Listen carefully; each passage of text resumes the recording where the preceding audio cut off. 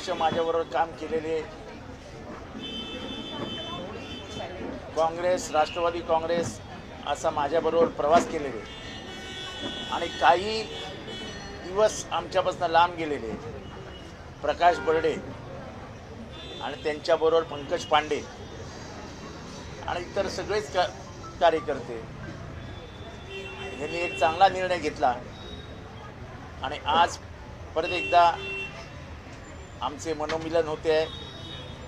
मी मनापासून एका चांगल्या हाडाच्या कार्यकर्त्याचं मनापासून राष्ट्रवादी काँग्रेस पक्ष, शरद पवार पक्षामध्ये मनापासून स्वागत करतो.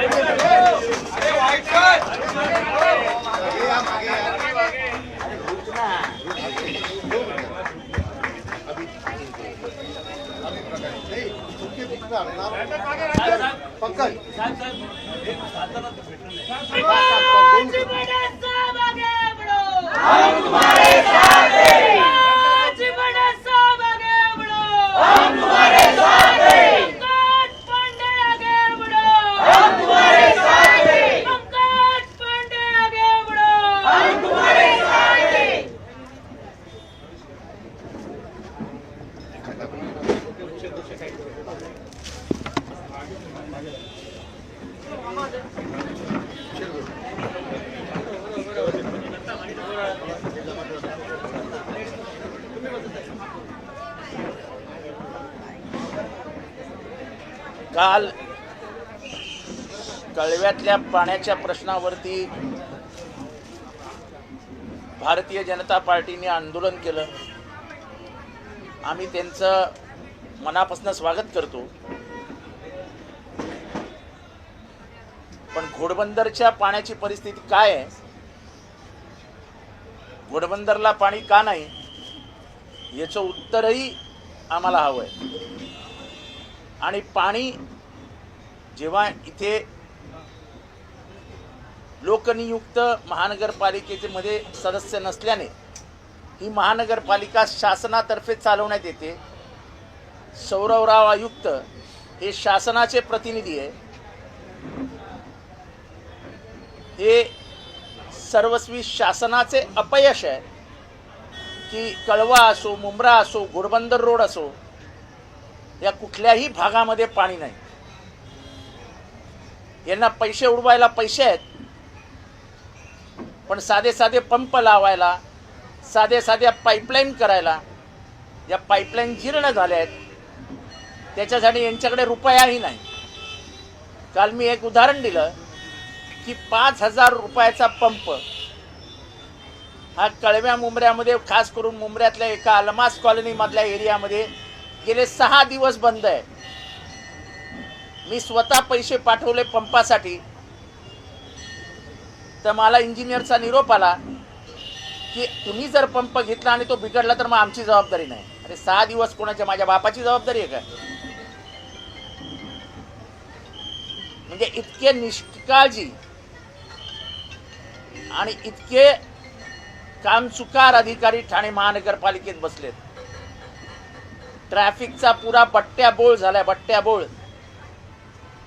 ठाण्यातला असा एकही मार्ग नाही की जिथनं सुरळीत निघता येतं.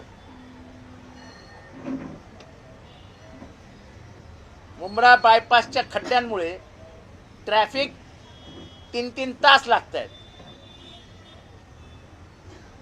मात्र पैसे असे उडवले जात आहेत. उद्या डीपीटीसीची मीटिंग होणार आहे. डीपीटीसी मध्ये होणाऱ्या मीटिंगमध्ये वाटपात, म्हणजे जे पैशाचं वाटप केलेलं आहे, जे काय आम्हाला दिसतंय आणि कळतंय, त्याच्यावर उद्या आम्ही हस्तक्षेप करणार आहोत, आक्षेप घेणार आहोत. पण डीपीटीसीचा पैसा हा गोरगरिबांसाठी वापरला जावा अशी आमची माननीय उपमुख्यमंत्री आणि पालकमंत्री माननीय एकनाथ शिंदे साहेबांना विनंती आहे. कमीत कमी तुम्हाला उडवायचा तसा पैसा उडवताच आहात तुम्ही, पण जिथे पाणी नाही, जिथे पाईपलाईन नाही, जिथे नागरी सुविधा द्यायला पाहिजे त्याची पत्र आमदार म्हणून आम्ही दिलेली आहेत. कमीत कमी आमदार या नात्याने आम्ही आमच्या प्रभागामधील गोरगरिबांसाठी मागितलेला पैसा हा शासनाने पुरवावा आणि उगाच कोणाचे तरी लाड करायचे, त्यांना पैसे खाता यावे म्हणून अवास्तव खर्च त्यांच्या मागण्यांवर करू नये ही हात जोडून एकनाथ शिंदे साहेबांना विनंती आहे.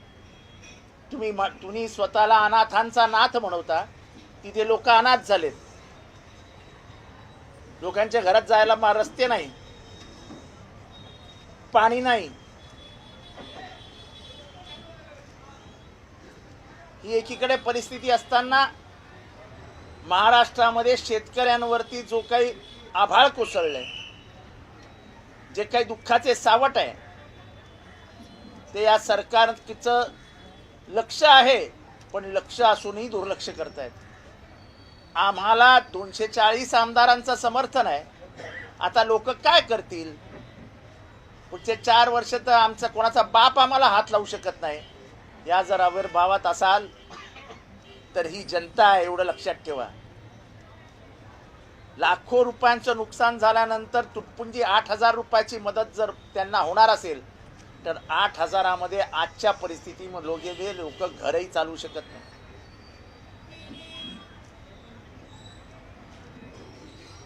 केवळ प्रशासनाला, शासनाला आणि मुख्यमंत्र्यांना प्रश्न विचारला म्हणून आज सकाळी एका शेतकऱ्याला पोलिसांनी अटक केली. काय चालू आहे? दुःखाचा दगड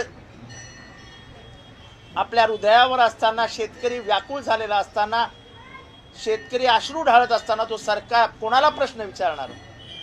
मुख्यमंत्री साहेब, इथला शेतकरी तुमच्याकडे मायबाप म्हणून बघतो.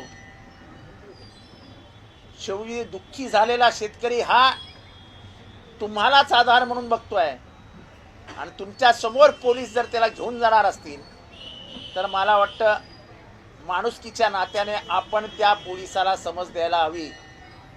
शेतकऱ्यांना आज माया हवी आहे, त्यांना आधार हवा आहे.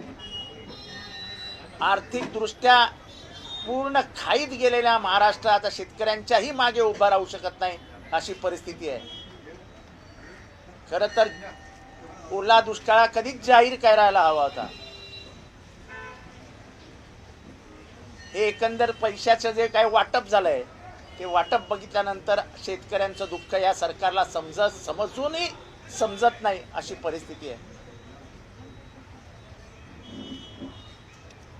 खरं तर ओला जेव्हा पाऊस पडायला पाहिजे, थोडं पाऊस पडायला लागला तेव्हाच पोचायला हवं होतं. जायला उशीर झाला आणि जातानाही चढाओढ, फोटो कोणाचे लावायचे असं म्हटलं जातं की मदत करताना ह्या हाताचं ह्या हातालाही समजू नये. इथे तर हाताला नाही, डोळ्यांना दिसलं पाहिजे अशी मदत केली जाते. म्हणजे तुम्ही प्रसिद्धीसाठी मदत करता का प्रसिद्धीतनं, म्हणजे मदतीतनं तुम्हाला प्रसिद्धी हवी आहे? याला मराठीमध्ये एवढंच म्हणतात की मेलेल्याच्या टाळूवरचं लोणी खाणे. हे लोण्याच्या मागे लागलेले बोके आहेत, बोके. त्यांना काही पडलेली नाही.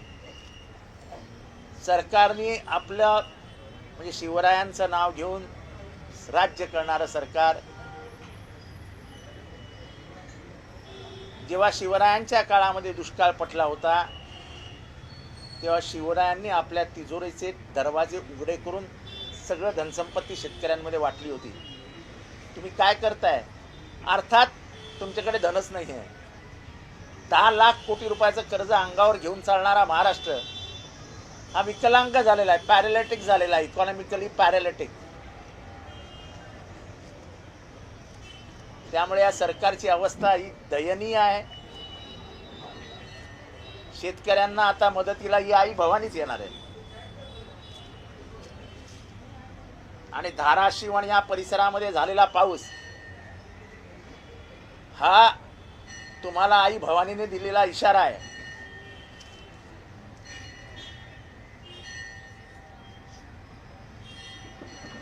त्यामुळे ठाण्याचे ट्रॅफिक, ठाण्याच्या परिसरामधले रस्ते, खड्डे, ठाण्यामध्ये पसरत चाललेला कचरा, ठाण्यामधली भयानक पाण्याची अवस्था आणि आपल्या खिशातलेच पैसे आपण वाटतो असा वापरला झालेला निधी याचा निषेध करावा थोडाच आहे. पवार साहेब 40 मीटर पाईपलाईन जुळी टाकून झालेली आहे. लोकसंख्या वाढत चालली पण पाईपलाईन वाढत नाही. मग आम्ही तेच सांगतोय ना. आता काल कोपरीचं क्लस्टर रिजेक्ट झालं, एक पत्र व्हॉट्सअपवर फिरतंय. हे नाटक आहे. सरकारी क्लस्टर योजना नाकारायची आणि मग उचलून तीच योजना कुठल्या तरी प्रायव्हेट बिल्डरच्या हातात देऊन आपला मलिदा खायचा, हे प्लॅनिंग आहे. क्लस्टर ही धूळफेक आहे, धूळफेक. क्लस्टरच्या माध्यमातून ठाणेकरांना मूर्ख बनवण्याचं काम चालू आहे. क्लस्टरसाठी मागच्या काही वर्षामध्ये आलेल्या प्रत्येक पैशाचा व्हाईट पेपर काढावा. तुम्ही सर्वेसाठी किती पैसे वापरले, सर्वे कुठल्या कंपनीला दिला, त्या कंपनीची मोनोपॉली आहे का. मी ठाणेकरांना सांगू इच्छितो की प्रत्येक घराचा सर्वेच्या मागे पैसे दिले जातात.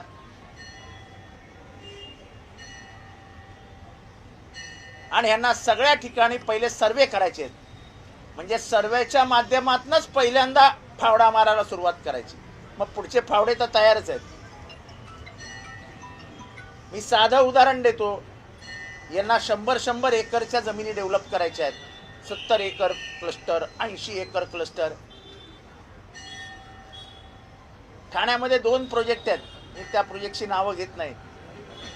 त्या जमिनी 100 एकरच्या वरती आहेत. त्यांचे खासगी मालक डेव्हलप करतायत. 2002 साली पासून मी तो प्रोजेक्ट बघतोय. आज 2025 आलंय. खासगी मालकाचा 100 एकर वरचा प्रोजेक्ट आजही पूर्ण होऊ शकलेला नाही. जर खासगी मालकाला खाली जमिनीवरचा प्रोजेक्ट 25 वर्षामध्ये पूर्ण करता येत नसेल तर पूर्ण व्यापलेल्या जमिनीवरच्या इमारती तोडायच्या, त्या इमारतीत राहणाऱ्यांना बेघर करायचं, त्यांना परत पुनर्स्थापन करायचं, त्यांचं रिहॅबिलिटेशन करायचं आणि मग इमारती बांधायचा. हा द्रविडी प्राणायाम काय म्हणतात ते कोणाला जमणार आहे. काय मूर्ख समजता का ठाणेकरांना.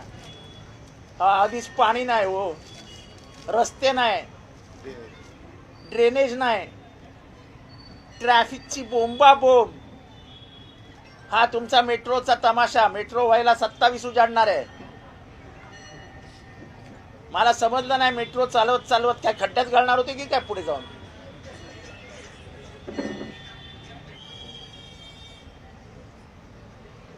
तुम्ही मेट्रो आणली, पण मी तुम्हा सगळ्या पत्रकारांना विनंती करतो, तुम्ही रुंदी रस्त्यांची किती कमी झाली याची जरा पाहणी करा. ठाण्यातली वाहनं कमी झाली का. सर्व्हिस रोडच गायब करून टाकलेत. घोडबंदरचा अख्खा सर्व्हिस रोड गायब झालाय. सर्व्हिस रोड ही काळाची गरज असते. जगामध्ये सगळीकडे सर्व्हिस रोड बांधण्यासाठी मोठ्या मोठ्या इमारती जमीनदोस्त करून सर्व्हिस रोड बांधतात का, तो लोकांना जाण्या येण्याची सुविधा व्हावी. नॅशनल हायवेला घोडबंदर रोडला पॅरलल सर्व्हिस रोड असलाच पाहिजे. कारण घोडबंदर हा एक प्रमुख रस्ता आहे. तुम्ही तिथनंच सर्व्हिस रोड गायब करून टाकलात. आणि सर्वात जास्ती वस्ती कुठे वाढणार आहे तर ती घोडबंदर रोडलाच वाढणार आहे.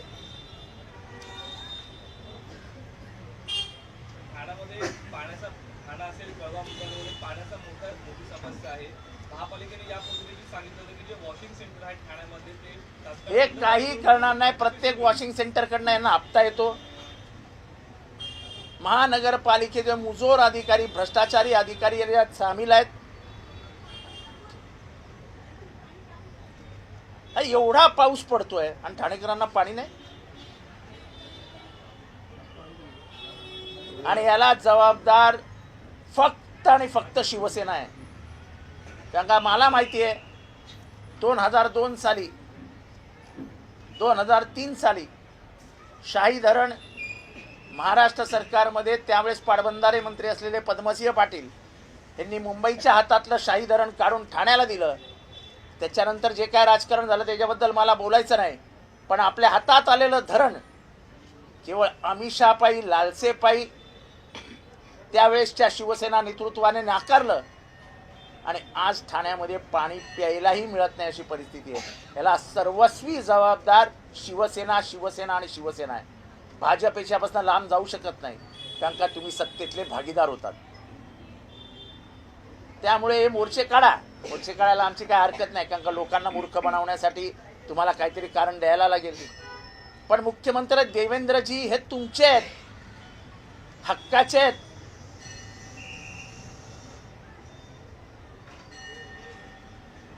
पण संजय केळकरजी एक प्रामाणिक लोकप्रतिनिधी, यांचं म्हणणं तर मुख्यमंत्र्यांनी ऐकलं पाहिजे.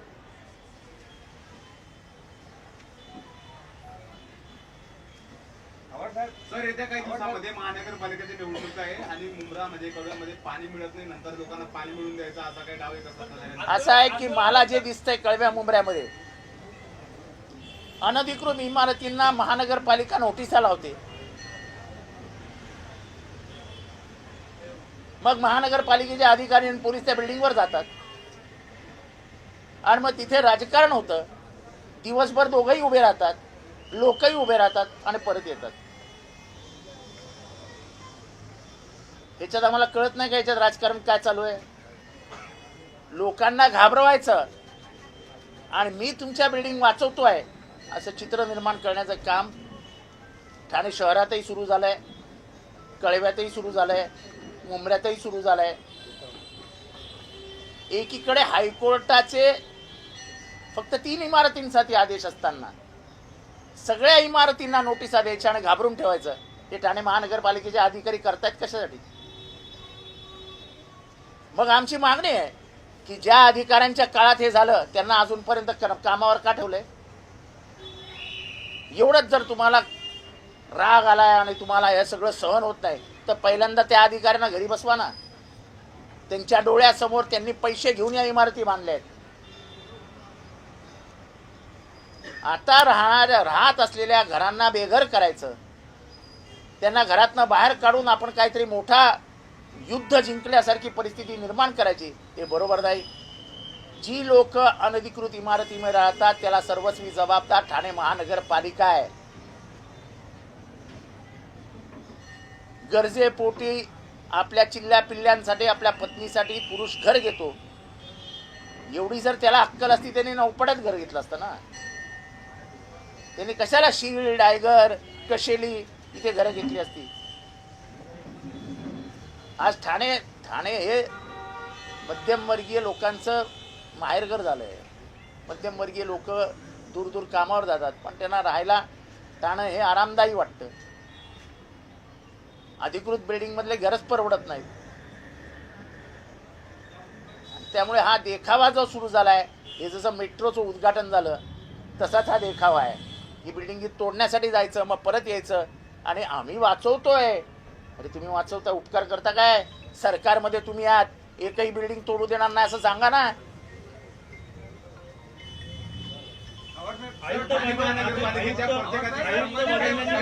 तुकाराम मुंडे सारखे अधिकारी ठाण्यात लागले पाहिजे. तुकाराम मुंडे ठाण्यामध्ये 1 मिनिटही येऊ शकत नाहीत. तुकाराम मुंडेंना आणायची या शासनाची हिंमत पण नाही. हिंमत असेल तर देवेंद्र फडणवीस यांनी तुकाराम मुंडेंना ठाण्याचं आयुक्त करावं.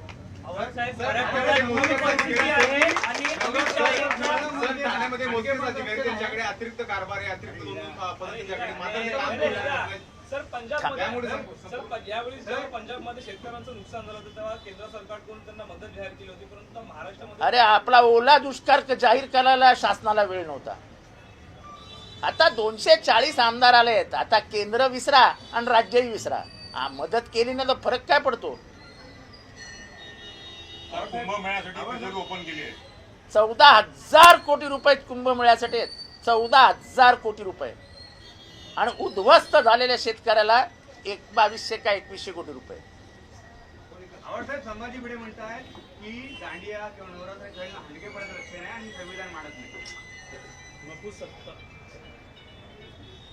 ते महान आहेत, ते महान आहेत.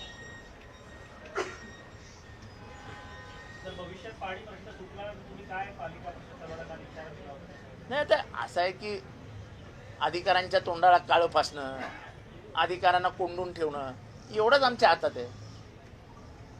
कारण काय बेशरम आहेत, यांना लाजाच उरलेल्या नाही आहेत.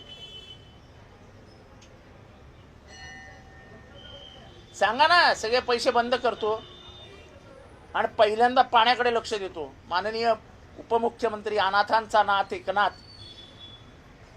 आपण सांगा की सगळे पैसे बंद करतो, पहिल्या ठाण्यातला पाणी प्रश्न सोडवतो. पण पहिले ना तुम्हाला नगरसेवकांचे लाड करायचे, जे बाहेरच्या पक्षातनं आलेत त्यांचे खिशे कसे बोलतील हे बघायचं आहे. त्यामुळे त्यांच्या फुगवलेल्या योजना तुम्हाला मंजूर करायच्या आहेत. प्लस नवीन ज्यांना आतमध्ये घ्यायचे आहेत त्यांना पैसे कसे जाणार आहेत याची सोय करायची आहे. कारण का हे कुरण जे तुम्ही 30 वर्ष चरून चरून चरून पोखरून टाकलंय ते तुम्हाला हातातनं जाऊ द्यायचं नाहीये.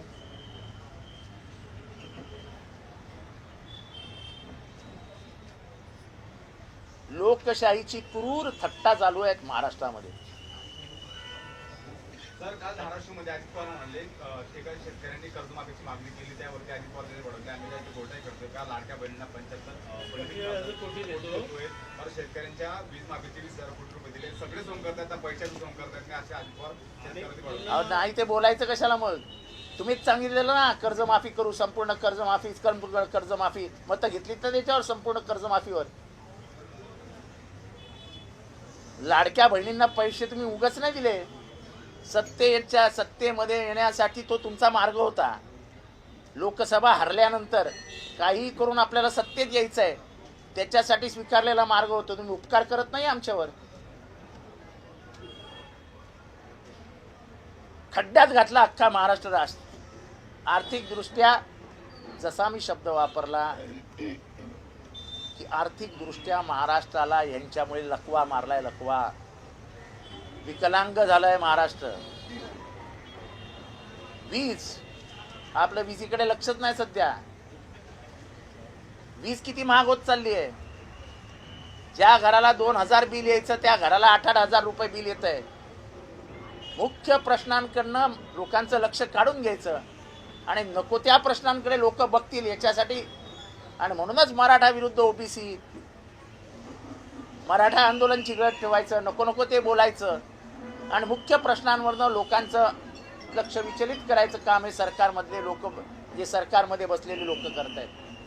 दादाचं म्हणणं आहे गोट्या खेळत नाही असं शेतकऱ्यांना म्हणाले. तर आता शेतकरी गोट्या खेळतात, शेतकरी राजकारण करतात.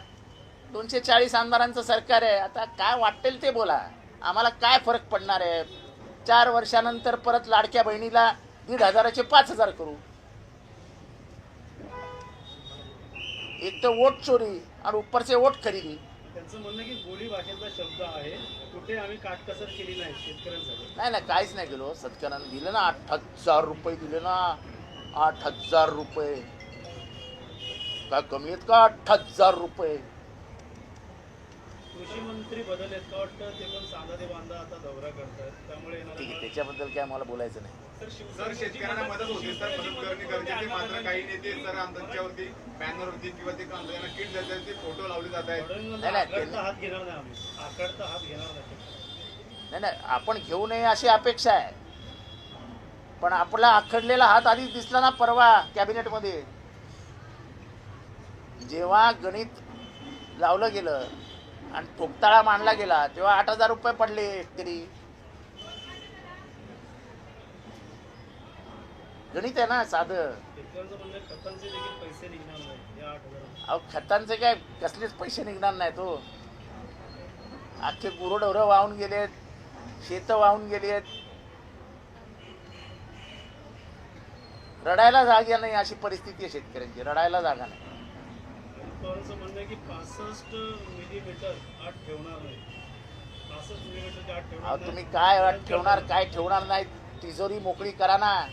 पण आम्ही 45,000 कोटी बहिणींना दिलेत. मग भावांनी काय जीव द्यायचे का? तर शेतकऱ्यांनी काय पाण्यात बुडून घ्यायचं, स्वतःला आत्महत्या करायची? आणि तुमच्या 1,500 रुपयावरती काय त्यामुळे विधवांनी जगायचं? काय उपकार केल्याची भाषा करता? 45,000 कोटी रुपये दिले, 45,000 कोटी रुपये दिले. खिशातनं दिले काय? तुम्ही महाराजांचं स्पष्टीकरण दिलं काय का वाटतं सरकार त्या पद्धतीने चालणार का? महाराजांचं जसं स्पष्टीकरण दिलंय रयतेसाठी तिजोरी हे फक्त महाराजांचा, बाकी काही महाराजांचं पाळायचं नाही. यांनी महाराष्ट्र धर्मच बुडवायला घेतलाय. देशामध्ये सर्वात आधी हिंदूंचं हित बघितलं जाईल, नंतर बाकी लोकांचं हिंदू धर्मभाव चालणार नाही असं नितेश राणे म्हणतात. मंत्री ते आणि तेच म्हणतात की हिंदू धर्मस्वभाव चालणार नाही. आता असं आहे की हेच तुम्हाला सांगतो की मूळ प्रश्नावरनं बाजूला न्यायचं असेल तर मग यांना कामाला लावायचं. मराठी विरुद्ध मराठी, भैया विरुद्ध मराठी, ओबीसी विरुद्ध मराठा, हिंदू विरुद्ध मुसलमान, आम्ही संविधान मानत नाही. संविधान मानत नाही तर या देशात राहू नका ना. धरणेंचं म्हणणं आहे की दिवाळी अगोदर हे पैसे मिळतील शेतकऱ्यांना. दिवाळी अगोदर वाटतं दिवाळी ही जाणार महाराजांनी सांगितलं. तेव्हा जावे अशी अपेक्षा आहे.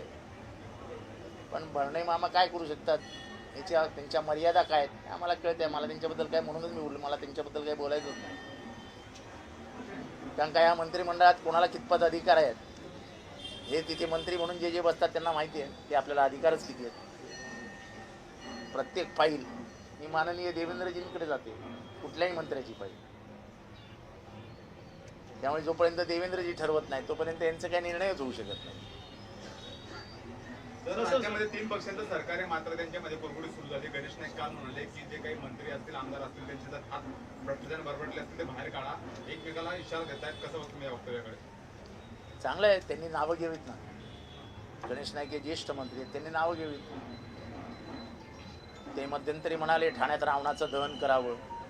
ते रावण कोण आहेत हे गणेश नाईकांनी हिमतीने बोलून दाखवावं. आणि भ्रष्टाचाराविरुद्धचा आवाजाची श्री गणेश नाईकांनीच करावी. आम्ही त्यांच्याबरोबर आहोत. सर, ठाणे जिल्ह्यात माझ्या रेंजचा नेता नाही असं देखील नाईक म्हणाले. ठाणे जिल्ह्यात माझ्या रेंजचा नेता नाही असं देखील माझ्या रेंजचा नेता रेंज? उंची उंचीचा. मी त्यांची उंची कधी मोजलेली नाही, मापलेली नाही, मला काय माहिती. तर टोलमधून मिळालेला पैसा आयडीएल कंपनी मार्फत गडकरींच्या दोन्ही मुलांच्या खात्यात गेले असं दमाने यांनी गंभीर आरोप केले. दमाने यांनी सध्या आपले हे विषय बघूया. हे अवांतर विषय आहेत, दमानियाबाईंनी केलेले आहेत. दमानियाबाई विदाऊट पुरावा बोलत नाहीत अशी त्यांची ख्याती आहे. आता याच्यावरती आपण उद्या आज दमानियाबाई बोलले असतील, आपण 2-3 दिवसानंतर बोलूया. सर एक मिनिट. लाडक्या बहिणीचं 2 महिन्याच्या आत केवायसी करायला त्यांनी सूचना दिल्या, पण जेव्हा लाडक्या बहिणी ऍपमध्ये करायला आधार कार्ड दिल्यानंतर ते बंद पडतं, पुढे रन होत नाही. अहो त्यांना द्यायचेच नाहीत आता पैसे. 25 लाख बहिणी कमी करून टाकले आहेत. अहो भाऊ किती खोटारडे आहेत हे आज नाही 2026ला समजेल. आता जिल्हा परिषदेच्या निवडणुका आहेत म्हणून बहिणींचे थोडेसे तरी लाड करतील. ज्या दिवशी जिल्हा परिषदेच्या निवडणुका संपतील त्यावेळी त्याच्यानंतर बहिणींना पैसे येणं पण बंद होऊन जाईल.